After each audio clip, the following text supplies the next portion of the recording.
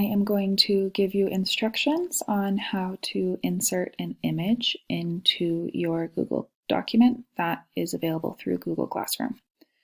So if you want to upload an image of your letter, you need to click your cursor inside the box. You go to Insert, Image. My image is on my computer, so I'm going to upload from computer. I'm going to select my image and click Open. And my image will appear in the box. As you notice, it's really big.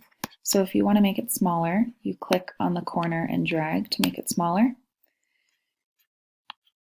You might notice that my image is flipped.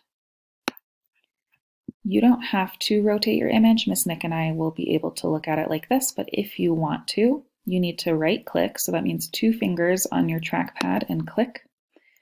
You need to go to Image Options,